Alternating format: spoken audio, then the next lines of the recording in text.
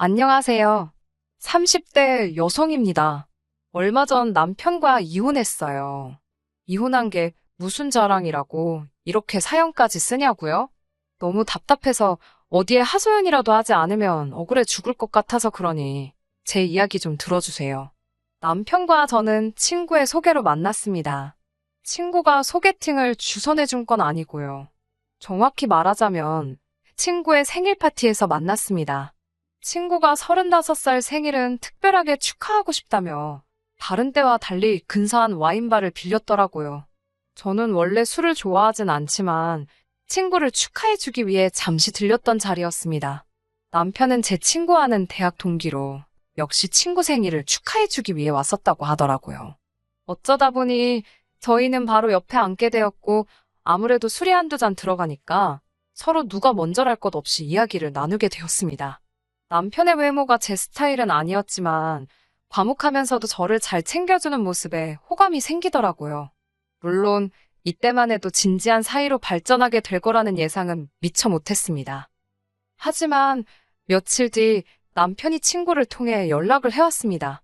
신뢰가 되지 않는다면 이번엔 말짱한 정신으로 저를 만나보고 싶다고 하더라고요. 남편의 적극적인 태도에 저도 못 이기는 척 남편을 한 번 더 만나보게 되었어요. 그날 이후로 저희는 오래 지나지 않아 연인 사이로 발전하게 되었습니다. 성향이 잘 맞았던 덕분인지 저희는 사귀는 동안 크게 다투는 일이 없었고 스트레스를 받지 않으니 함께 있는 시간이 편하다고 느껴졌습니다. 결혼하는 게 당연하다고 느껴지던 무렵 남편이 프로포즈를 해왔고 그렇게 양쪽 집안 부모님들의 축하 속에서 결혼을 하게 되었습니다. 하지만 결혼 생활은 두 사람만 좋아서 되는 게 아니라는 걸 살아보니까 알겠더라고요. 저희 둘만의 결혼 생활은 대체적으로 무난하고 즐거운 편이었습니다. 저는 남들이 이름만 들으면 알 법한 안정적인 회사를 다니는 직장인이었고 남편 역시 본인이 좋아하는 일을 하며 돈을 벌고 있었어요.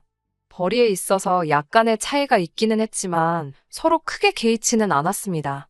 결혼할 때부터 경제적인 부분에 있어서는 터놓고 이야기를 나눴었기에 제 입장에서는 제가 손해본다고 생각할 이유가 없었고 남편 입장에서는 쓸데없는 자격지심을 느낄 이유가 없었지요. 그런 저희가 다투게 되는 경우가 종종 있었는데 그건 바로 시아버지 때문이었습니다. 저희 시아버지가 그토록 괴팍한 분인 줄 진즉에 알았다면 결혼을 다시 생각해봤을지도 모르겠다고 생각했을 만큼 정말 받아주기 힘든 분입니다. 그런 생각까지 했던 건 무서웠거든요. 언젠가 나중에 내 남편도 이렇게 변하면 어쩌지라는 생각이 들었으니까요. 제 입장에서는 결혼 전에 시부모님 성격을 파악할 충분한 시간이 없었습니다. 그도 그럴 것이 본격적으로 결혼 이야기가 나오고서야 왕래를 시작했으니까요. 인사드리러 간 날 한 번, 상견례 자리에서 한 번, 그리고 식장에서 한 번, 총 3번을 본 게 전부입니다. 그때마다 아버님은 별 말씀이 없으셨는데 저는 아버님이 남편처럼 과묵한 성격을 가지셨기 때문이라고 생각했어요. 나중에 듣기로는 그때마다 뭔가 마음에 안 드시는 게 있어서 삐져 계셨던 거지만요. 그나마 남편과 어머님이 아들 장가 보내야 하지 않겠냐며 사정사정해서 달래놓으셨던 거랍니다. 이 얘기를 들었을 때 사기 결혼을 당한 심정이었네요. 차라리 그때 욱하시는 모습을 보여주시지. 평생 도백 가게를 하셨다는 아버님께서는 그 흔한 직원 한 명 두질 못하셨는데요. 역시 당신의 성격 때문이었습니다. 어쩌다 젊은 사람들이 일 좀 배워보겠다고 와도 얼마 버텨내지를 못했답니다. 그게 일을 혹독하게 가르치셔서 그런 거면 말을 안 합니다. 언젠가 한 번은 중년의 남성분께서 일을 배우겠다고 오셨었나 봐요. 그런데 그분이 머리숱이 많이 없으셨나 봅니다. 그래서 평소에 모자를 즐겨 쓰셨는데 하루는 날이 엄청 더웠었답니다. 그래서 그분이 잠시 모자를 벗고 일을 하시는데 아버님께서 역겨우니까 모자를 쓰라고 그러셨답니다. 밥맛 떨어지게 모자를 왜 벗냐고요. 그 말을 듣고 그분께서는 심한 모욕감을 느끼셨던 모양입니다. 그전까지 아버님께 스승님이라고 부르실 만큼 깍듯하게 아버님을 따르셨다는데 그 자리에서는 서로 개하소야하면서 난리가 났던 모양이에요. 결국 두 분이서 주먹다짐을 하시고 경찰서까지 다녀오셨답니다. 더 어이가 없는 건 이걸 무슨 무용담이랍시고 아버님이 본인 입으로 여기저기 말씀을 하고 다니십니다. 저도 아버님께 들었고요. 그뿐만이 아닙니다. 당신 성격 탓에 같이 일할 사람을 못 구하시니 결국 불쌍한 어머님만 이리저리 끌고 다니시며 조수처럼 쓰셨는데요. 그러다 보니 어머님은 아버님 말씀에 속된 말로 찍소리도 못 하시는 게 몸에 배셨더라고요. 그러니 두 분 사이에 다툼이라는 건 존재할 리가 없었지요. 그런 어머님을 보고 있으면 같은 여자로서 안쓰럽기도 하고 도와드리고 싶기도 하고 그랬어요. 만약 친정어머니였다면 당연히 제가 진작에 나섰을 거예요. 하지만 시댁에는 남편뿐만 아니라 남편보다 2살 어린 신우도 있었기 때문에 제가 나설 자리는 아니라고 생각했네요.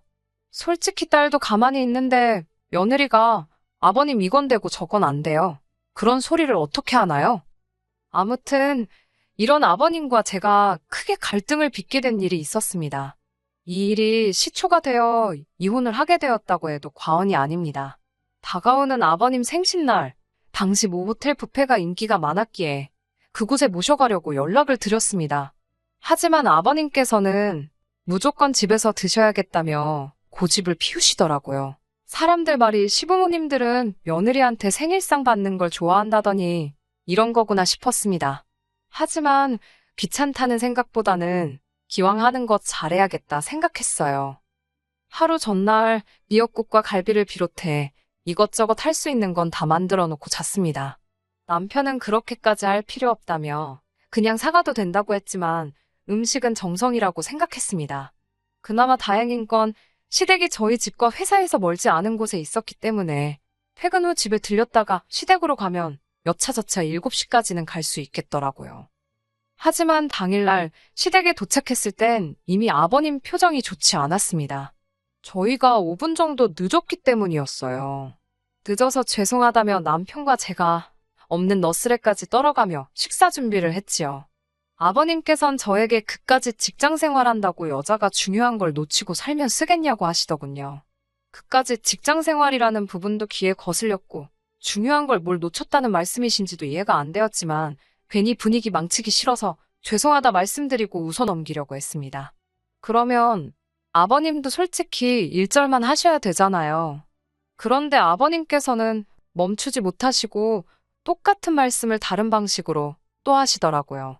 시부모 생일뿐만이 아니라 시부모하고 일당 관련이 된 일이라 하면 네가 하고 있는 일이 얼마나 대단하다 해도 다 팽개치고 오는 거랍니다.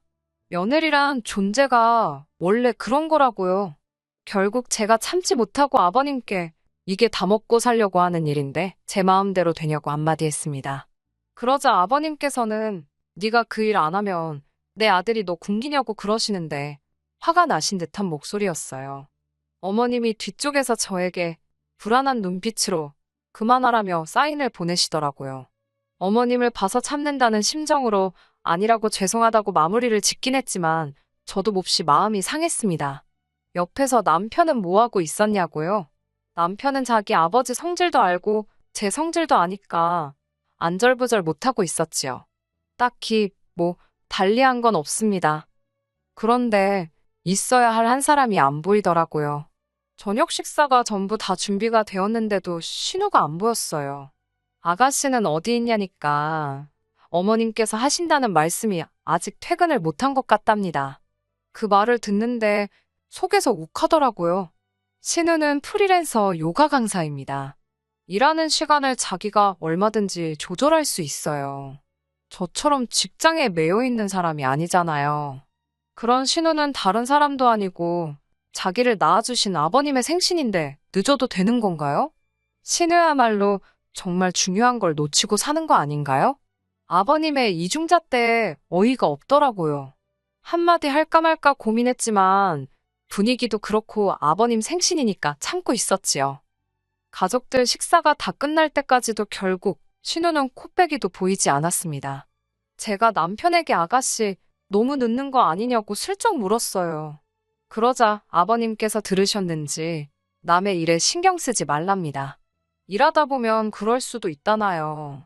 방금 전까지 저 5분 늦었다고 그렇게 뭐라고 하시던 분이 당신 딸한테는 어찌나 관대하신지 좀 서운하더라고요. 제가 아버님께 저나 신우나 똑같이 일하다 오는 건데 저는 그렇게 혼내시고 신우는 괜찮은 거냐고 서운한 티를 내며 물었어요. 순간 식탁에는 진짜 무슨 전운이 감도는 것 같았네요. 아버님께서는 잠깐 말이 없으시더니 며느리는 며느리랍니다. 며느리하고 딸은 엄연히 다른 존재래요. 당신은 딸 같은 며느리는 바라지도 않고 필요도 없답니다. 행여 신우랑 맘먹을 생각은 꿈도 꾸지 말라면서 기어오르지 말라고 하시더군요. 그 말씀을 듣고 나니 그동안 제가 뭐 한다고 시부모님께 그랬나 싶더라고요. 숫기도 없고 낯도 가리는 성격이지만 그래도 어디 가서 못난 며느리 소리는 안 들으려고 나름대로 노력 많이 했습니다.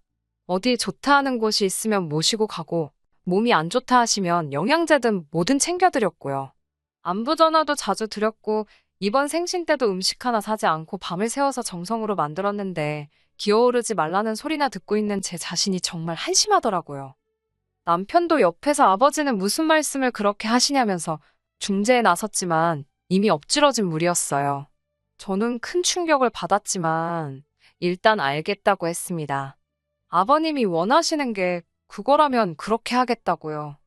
냉랭해진 식사 자리를 정리하고 있는데 현관문이 열리면서 신우가 들어왔습니다.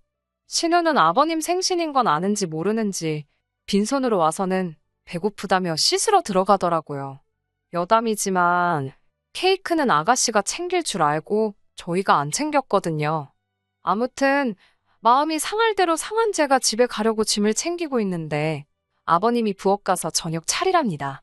당신 딸이 지금 배고프다고 하는 거 못 들었냐고요. 그래서 아버님이 차려주시라고 그랬어요. 며느리가 신우 밥 차려주는 사람이냐고요. 그러자 남편이 자기가 차린다며 부엌으로 들어가더라고요. 밥을 차리고 나온 남편과 거실에 앉아 TV를 보고 있었습니다. 그런데 이번엔 대뜸 아버님께서 저더러 화장실 앞에 양말 안 보이냐고 언제까지 안 치울 거냐고 화를 내시더라고요. 시부모 집이 지저분하면 치우는 건 며느리가 할 일이 맞지 않냐면서요. 보니까 신우가 씻으러 들어가면서 뒤집어 벗어놓은 양말이었습니다. 제가 아가씨가 벗어놓은 양말까지 치워야 하냐고 아가씨 다 씻고 나오면 아가씨더러 치우라고 한다 했습니다. 그러자 아버님께서는 그 양말을 집어다 저한테 던지셨어요. 치우라면 치우지. 말도 많다면서요. 어이가 없어서 말도 안 나오더라고요. 잠깐 아버님을 쳐다보곤 제 가방만 챙겨들고 그냥 그 집에서 나왔습니다. 남편도 곧이어 저를 뒤따라 나오더라고요. 집으로 오는 길에 아버님께 수차례 전화가 걸려왔지만 하나도 받지 않았어요. 남편은 아버님 대신 자기가 사과한다면서도 앞으로 계속 이렇게 지낼 수는 없지 않냐면서 내일이나 내일 모레쯤 먼저 전화를 드리랍니다. 대신 앞으로 자기가 처갓집에 정말 잘하겠다면서요. 어이가 없었지요. 어디 비교할 때다 해야지. 제가 말 같지도 않은 소리 하지도 말라고. 그냥 당신은 앞으로 당신 집에 잘하고 나는 내 집에 잘하고 그렇게 살자 했습니다. 그러자 고작 남편이 한다는 소리가 그럼 양쪽 집안 어른들 용돈은 어떻게 할 거냐고 묻더라고요. 친정은 내가 챙길 테니 시댁은 당신이 챙기라 했습니다. 공동으로 먹고 쓰는 거 외엔 서로 일체 간섭하지 말자고요. 그 이후로 어머님께 몇 차례 전화가 걸려왔습니다. 어머님과는 두어 번 정도 통화를 했어요. 남편과 별반 다르지 않은 이야기를 하시더군요. 나이 든 사람이다. 평생을 저렇게 살았는데 어떻게 하겠냐. 우리가 맞춰줘야 한다. 그런 말씀이었지요. 나쁜 사람은 아닌데 한 번씩 욱해서 저런다며 저더러 이해하랍니다. 그러면서 저더러 그거 밥 좀 차리고 양말 좀 치우는 게 뭐가 어렵냐고 그러셨습니다. 밥을 새로 하라는 것도 아니었다. 양말을 손으로 빨라는 것도 아니었다. 밥이랑 반찬 다 냉장고에 있는 거 꺼내주기만 하면 되고 양말은 집어다 세탁기에 넣어주기만 하면 되는 걸 왜 시아버지랑 기싸움을 하냐면서 저도 잘한 거 하나 없답니다. 솔직히 처음에는 그래도 어머님은 저를 이해해 주시는가 싶어 마음이 살짝 풀어질 뻔 했는데 듣다 보니 결국은 숙이고 들어오라는 소리셨어요. 그 이후로는 어머님과도 통화하지 않았습니다. 그 이후로 남편과 저희 관계는 급속도로 악화되었습니다. 남편은 나이든 아버님한테 젊은 제가 한번 져주는 게 뭐가 그렇게 힘든 일인지 이해를 못하겠다며 계속해서 저를 탓했어요. 반면에 저는 남편이 제 입장을 대변해 주길 바랬거든요.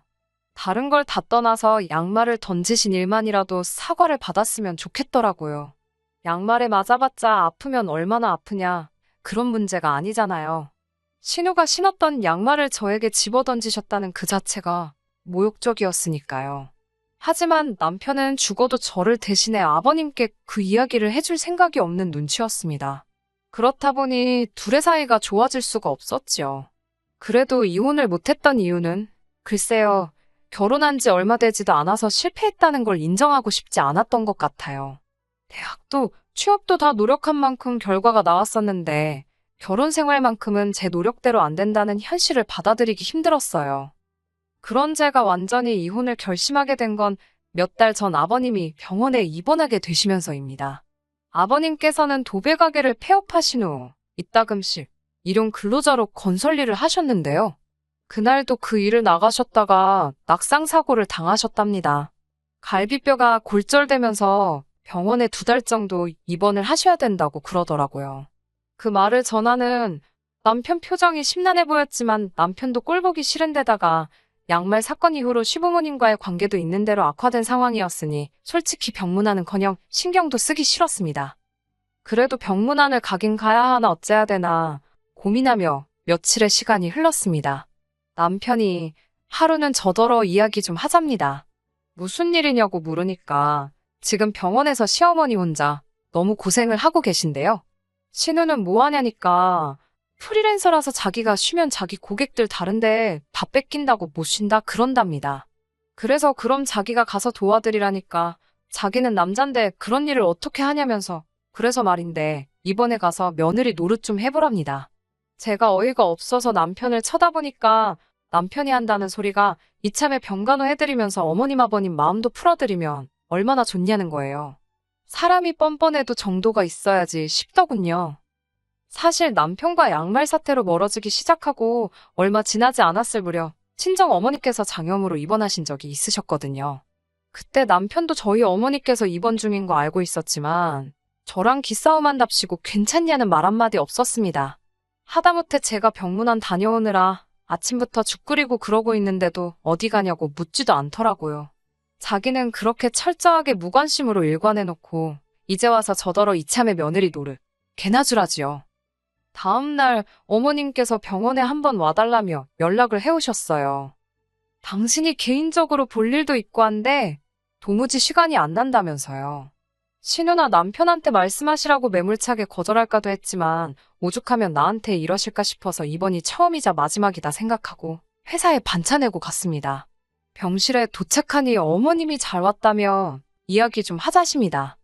어머님께서는 다짜고짜 남편이 생활비를 안 보내주신다며 저에게 왜 안 보내는 거냐, 네가 못 보내게 하는 거냐고 따지셨습니다. 제가 어머님께 그때 양말 사건 이후로 돈 관리는 각자 하고 있기 때문에 저는 아무것도 모른다 하니까 이게 다 생활비를 안 보내줘서 일어난 일이랍니다. 돈이 있어야 먹고 살지 않겠냐며 네 시아버지가 뭐라도 좀 해본다고 나갔다가 저 꼴이 난 거라고요. 달리 해드릴 말씀이 없어 가만히 듣고만 있었습니다. 그러자 어머님께서는 이러다 당신까지 병이라도 나면 큰일 난다면서 당분간 저더러 아버님 병수발을 좀 들랍니다. 그러면서 하신다는 말씀이 그때 아버님이 저한테 며느리는 며느리고 딸은 딸이라고 그래서 서운해하지 않았냐며 이참에 딸 같은 며느리 한번 해보라대요. 어이가 없어서 제가 웃었어요. 어머님, 저 그 자리 하나도 탐 안 난다고 딸 같은 며느리를 누가 하고 싶겠냐니까 어머님께서 그럼 그때는 왜 그렇게 삐졌냐고 물으셨어요. 아버님이 저한테 양말 던지신 거 생각 안 나시냐고 물으니 또 그 소리냐며 양말에 맞아서 뭐 피라도 났냐입니다. 그러면서 그렇게 병수발 들기가 싫으면 간병인이라도 부르게 돈이나 달라시더군요. 요샌 돈이 효도도 대신한다나요. 제가 너무 화가 나서 어머님 저한테 돈 맡겨놓으셨냐고 그리고 그놈의 효도는 배 아파서 낳은 자식들한테 가서 찾으시라 했네요. 기분이 있는 대로 상해서 병원에 있어드리기로 한 것도 있고 그대로 뒤돌아서 친정으로 향했습니다. 평일 낮에 직장에 있어야 할 딸이 친정에 왔으니 친정부모님도 깜짝 놀라신 눈치였어요. 친정부모님께 그동안 말씀드리지 못했던 일을 전부 다 털어놓았습니다. 솔직히 신우가 벗어던진 양말로 얻어맞았다는 소리를 쪽팔려서 누구한테 할 수 있겠어요? 친정아버지께서는 바로 남편에게 전화를 거셨습니다. 화를 내실 줄 알았는데 아주 부드러운 목소리로 아버지께서 줄 것이 있으니 퇴근 후 잠시 들리라며 통화를 하시더라고요. 제가 서운한 마음에 아빠는 화도 안 나냐니까 녹음되면 어쩌냐입니다. 어이가 없어서 실없는 웃음이 나더라고요. 그렇게 친정에서 모처럼 마음 편하게 쉬고 있는데 남편이 왔습니다. 남편은 저를 보더니 자기랑 화해라도 하고 싶어서 꾸민 거냐며 이럴 거면 병원에 가서 병간호를 하는 게 맞다는 헛소리를 하는 거예요. 그때 친정 아버지께서 남편을 거실로 부르셨습니다. 그러더니 당신이 신고 있던 양말을 벗어서는 냅다 남편 얼굴을 때리셨어요. 기분 좋냐? 기분 좋아? 친정아버지의 그런 모습을 처음 봤기에 저도 친정어머니도 깜짝 놀랐지요. 친정아버지께선 네 애비가 뭔데 내 딸한테 양말을 던지냐면서 너는 뭐하는 자식인데 내 딸이 그런 꼴을 당하는 걸 보고만 있었냐며 당장이라도 남편을 두들겨 패실 기세였습니다. 그때 친정어머니가 그 정도면 알아들었을 거라며 아버지를 말리셨고요. 그 이후로 결국 남편은 저에게 사과를 해왔습니다. 자기가 직접 맞아보니 기분이 정말 더럽더라면서 미안하다고 아버님께도 자기가 꼭 사과하게 만들겠다고요. 하지만 이미 제 마음이 식을 대로 식어버린 상태였지요. 친정아버지께서 어느 정도 제한풀이도 해주셨고 위자료 욕심도 안 나더군요. 그냥 이혼만 하고 싶었습니다. 변호사 친구에게 물어보니 어차피 결혼 생활도 짧았고 변호사 수임료 떼주고 어쩌고 하면 남는 것도 없을 거라며 웬만하면 남편하고 합의해서 이혼하라고 하더라고요. 남편도 제 의사가 확고하다는 걸 알았는지 더는 설득하려 들지 않았고 그렇게 이혼했네요. 끝나서 너무 후련합니다. 그 사이에 시아버지는 퇴원하셨고 뭐 그쪽 집에서는 며느리 하나 잘못 들어와서 집안 꼴이 어쨌네 저쨌네 말이 많은 것 같았지만 별로 신경 안 쓰이더라고요. 그리고 저랑 살 때는 그렇게 한 번만 숙여드리라던 남편이 정작 저랑 이혼하고 나니까 시부모님하고 연 끊고 산다고 들었습니다. 그 이유를 알 것도 같고 뭐 다 지나간 일이지요. 또 다시 결혼 같은 걸 하게 될지 모르겠습니다. 당장은 하고 싶은 생각도 없고요. 다만 언젠가 기회가 된다면 그때는 딸 같은 며느리, 며느리는 며느리 이런 거 다 떠나서 서로 인격적으로 존중하는 집안의 일원이 되면 좋겠다는 바람은 있네요. 끝까지 들어주셔서 감사합니다. 오늘의 사연은 여기까지입니다. 구독과 좋아요, 알람 설정 부탁드리고 더 좋은 사연으로 다시 찾아뵙겠습니다. 감사합니다.